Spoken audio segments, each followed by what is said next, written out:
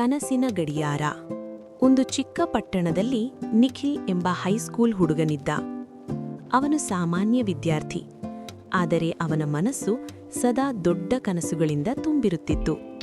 ನಾನು ಜೀವನದಲ್ಲಿ ದೊಡ್ಡವನಾಗಬೇಕು, ಎಲ್ಲರೂ ನನ್ನನ್ನು ಗುರುತಿಸಬೇಕು ಎಂಬುದು ಅವನ ಆಸೆ. ಆದರೆ ಒಂದು ಸಮಸ್ಯೆ ಇತ್ತು. ನಿಖಿಲ್ ಹೆಚ್ಚು ಶ್ರಮಪಡುವವನಲ್ಲ. ಅವನು ಕನಸು ಕಾಣುತ್ತಿದ್ದ, ಆದರೆ ಅದಕ್ಕಾಗಿ ಬೇಕಾದ ಪ್ರಯತ್ನ ಮಾಡುತ್ತಿರಲಿಲ್ಲ. ಒಂದು ದಿನ ಶಾಲೆಯಿಂದ ಮನೆಗೆ ಬರುತ್ತಿದ್ದಾಗ ಅವನು ಹೊಸದಾಗಿ ಕಾಣಿಸಿದ ಒಂದು ಹಳೆಯ ಅಂಗಡಿಯನ್ನು ಗಮನಿಸಿದ. ಆ ರಸ್ತೆಯಲ್ಲಿ ಅವನು ಪ್ರತಿದಿನ ಹೋಗುತ್ತಿದ್ದರೂ ಆ ಅಂಗಡಿ ಯಾವತ್ತೂ ಕಾಣಿಸಿರಲಿಲ್ಲ. ಆಸಕ್ತಿಯಿಂದ ಅವನು ಅಂಗಡಿಯೊಳಗೆ ಹೋದ. ಅಂಗಡಿಯಲ್ಲಿ ಹಳೆಯ ವಸ್ತುಗಳು, ಪುರಾತನ ಪುಸ್ತಕಗಳು, ವಿಚಿತ್ರ ಕನ್ನಡಿ, ಧೂಳು ಹಿಡಿದ ಪೆಟ್ಟಿಗೆಗಳು ಮತ್ತು ಹಳೆಯ ಗಡಿಯಾರಗಳು ಇವೆ. ಮಧ್ಯದಲ್ಲಿ ಒಂದು ಬಿಳಿ ದಡ್ಡದ ವೃದ್ಧನಿದ್ದ. "ಸ್ವಾಗತ ನಿಖಿಲ್" ಎಂದು ಅವನು ಮೃದುವಾಗಿ ಹೇಳಿದ. ನಿಖಿಲ್ ಬೆಚ್ಚಿಬಿದ್ದ. "ನನ್ನ ಹೆಸರನ್ನು ನಿಮಗೆ ಹೇಗೆ ಗೊತ್ತು?" ಎಂದು ಕೇಳಿದ. ವೃದ್ಧನು ಸಣ್ಣ ನಗು ಮಾಡಿ, "ನಿನಗೆ ಬೇಕಾದದ್ದು ನನಗೆ ಗೊತ್ತು" ಎಂದನು. "ನನಗೆ ವಿಭಿನ್ನವಾದ ಏನಾದರೂ ಬೇಕು" ಎಂದ ನಿಖಿಲ್. ವೃದ್ಧನು ಒಂದು ಹಳೆಯ ಗಡಿಯಾರ ತೆಗೆದುಕೊಟ್ಟ. ಅದು ಸ್ವಲ್ಪ ಜೀರ್ಣವಾಗಿದ್ದರೂ ಅದರಲ್ಲಿ ವಿಚಿತ್ರವಾದ ಆಕರ್ಷಣೆಯಿತ್ತು. "ಇದು ಸಾಮಾನ್ಯ ಗಡಿಯಾರ ಅಲ್ಲ" ಎಂದ ವೃದ್ಧನು. "ನೀನು ಇದನ್ನು ರಾತ್ರಿ 12 ಗಂಟೆಗೆ ನೋಡಿದರೆ ನಿನ್ನ ಭವಿಷ್ಯದ ಒಂದು ಕ್ಷಣವನ್ನು ನೋಡಬಹುದು." ನಿಖಿಲ್ ನಗುತ್ತಾನೆ. "ಇದು ಸಾಧ್ಯವೇ ಇಲ್ಲ" ಎಂದನು.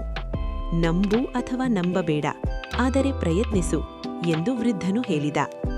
ನಿಖಿಲ್ ಕುತೂಹಲದಿಂದ ಗಡಿಯಾರವನ್ನು ತೆಗೆದುಕೊಂಡು ಮನೆಗೆ ಹೋದ.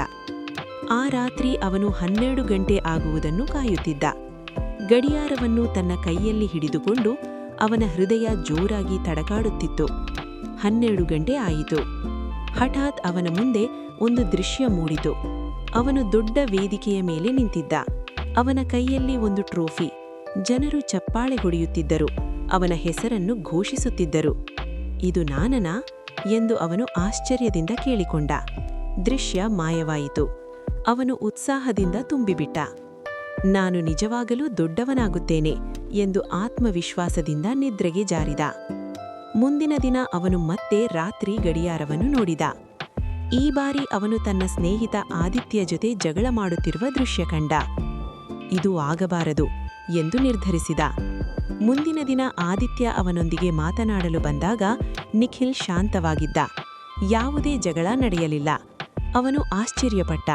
ಅಂದರೆ ನಾನು ಭವಿಷ್ಯವನ್ನು ಬದಲಾಯಿಸಬಹುದು. ಇದರಿಂದ ನಿಖಿಲ್ ಜೀವನದಲ್ಲಿ ದೊಡ್ಡ ಬದಲಾವಣೆ ಶುರುವಾಯಿತು. ಪ್ರತಿ ರಾತ್ರಿ ಅವನು ಗಡಿಯಾರ ನೋಡುತ್ತಿದ್ದ.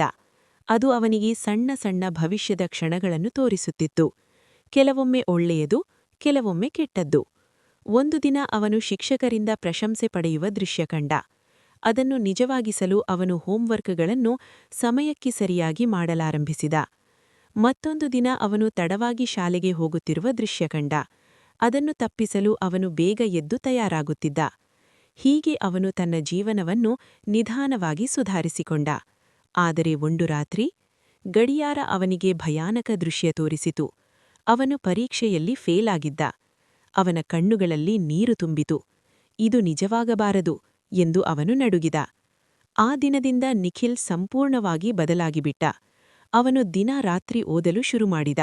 ಮೊಬೈಲ್, ಆಟಗಳು ಎಲ್ಲವನ್ನೂ ಬದಿಗಿಟ್ಟ. ಅವನ ತಂದೆತಾಯಿಗಳು ಆಶ್ಚರ್ಯಪಟ್ಟರು. "ನಿಖಿಲ್ ಇಷ್ಟು ಶ್ರಮಪಡುವುದು ನಾವು ಮೊದಲ ಬಾರಿಗೆ ನೋಡುತ್ತಿದ್ದೇವೆ" ಎಂದರು. ಆದಿತ್ಯ ಕೂಡ ಕೇಳಿದ, "ಏನಾಯಿತು ನಿನಗೆ?" ನಿಖಿಲ್ ನಗುತ್ತಾ, "ನನ್ನ ಭವಿಷ್ಯವನ್ನು ನಾನು ಬದಲಾಯಿಸುತ್ತಿದ್ದೇನೆ." ಪರೀಕ್ಷೆಯ ದಿನ ಬಂತು. ನಿಖಿಲ್ ಆತ್ಮವಿಶ್ವಾಸದಿಂದ ಪರೀಕ್ಷೆ ಬರೆದ. ಅವನಿಗೆ ಗಡಿಯಾರ ತೋರಿಸಿದ ದೃಶ್ಯ ನೆನಪಾಗುತ್ತಿತ್ತು. ಆದರೆ ಈ ಬಾರಿ ಅವನು ಭಯಪಡುವುದಿಲ್ಲ. "ನಾನು ಶ್ರಮಪಟ್ಟಿದ್ದೇನೆ, ಫಲ ಏನೇ ಬಂದರೂ ನಾನು ಸಿದ್ಧ" ಎಂದು ಆತನು ಮನಸ್ಸಿನಲ್ಲಿ ಹೇಳಿಕೊಂಡ. ಫಲಿತಾಂಶದ ದಿನ. ಅವನು ನಡುಗುತ್ತಾ ರಿಸಲ್ಟ್ ನೋಡಿದ. ಅವನ ಕಣ್ಣುಗಳು ದೊಡ್ಡವಾದವು. ಅವನು ಪಾಸಾಗಿದ್ದ ಮಾತ್ರವಲ್ಲ, ಉತ್ತಮ ಅಂಕಗಳೊಂದಿಗೆ ಪಾಸಾಗಿದ್ದ. ಅವನು ಸಂತೋಷದಿಂದ ಕುದಿಯುತ್ತಾ ಮನೆಗೆ ಓಡಿದ. "ಅಮ್ಮ, ನಾನು ಪಾಸಾಗಿದ್ದೇನೆ" ಎಂದು ಕೂಗಿದ. ಅವನ ತಾಯಿ ಅವನನ್ನು ಅಪ್ಪಿಕೊಂಡಳು. "ನಾವು ಗೊತ್ತಿತ್ತು ನೀನು ಮಾಡ್ತೀಯಾ" ಎಂದು. ಆ ರಾತ್ರಿ ನಿಖಿಲ್ ಮತ್ತೆ ಗಡಿಯಾರ ನೋಡಲು ಪ್ರಯತ್ನಿಸಿದ. ಆದರೆ ಈ ಬಾರಿ ಏನೂ ಆಗಲಿಲ್ಲ. ಗಡಿಯಾರ ಸಾಮಾನ್ಯವಾಗಿ ನಡೆಯುತ್ತಿತ್ತು. ಅವನು ತಕ್ಷಣ ಆ ಅಂಗಡಿಗೆ ಓಡಿದ. ಆದರೆ ಅಲ್ಲಿ ಏನೂ ಇರಲಿಲ್ಲ. ಅಂಗಡಿ ಮಾಯವಾಗಿತ್ತು. ನಿಖಿಲ್ ಅಲ್ಲಿ ನಿಂತುಕೊಂಡು ಆಲೋಚಿಸಿದ. ಇದು ನಿಜವಾಗಿತ್ತಾ ಅಥವಾ ಕನಸಾ? ಆದರೆ ಅವನ ಮನಸ್ಸು ಒಂದು ಉತ್ತರ ಕೊಟ್ಟಿತು. ಗಡಿಯಾರ ನಿನ್ನ ಭವಿಷ್ಯವನ್ನು ತೋರಿಸಲಿಲ್ಲ, ಅದು ನಿನ್ನ ಶಕ್ತಿಯನ್ನು ತೋರಿಸಿತು. ಆ ದಿನದಿಂದ ನಿಖಿಲ್ ಒಂದು ಮಹತ್ವದ ಪಾಠ ಕಲಿತನು. ಭವಿಷ್ಯ ನಮ್ಮ ಕೈಯಲ್ಲಿದೆ. ನಾವು ಇಂದು ಮಾಡುವ ಶ್ರಮವೇ ನಾಳಿನ ಫಲ. ಅವನು ಮತ್ತೆ ದೊಡ್ಡ ಕನಸು ಕಾಣಲು ಶುರುಮಾಡಿದ. ಆದರೆ ಈ ಬಾರಿ ಅವನು ಆ ಕನಸುಗಳನ್ನು ನಿಜವಾಗಿಸಲು ಶ್ರಮಿಸುತ್ತಿದ್ದ.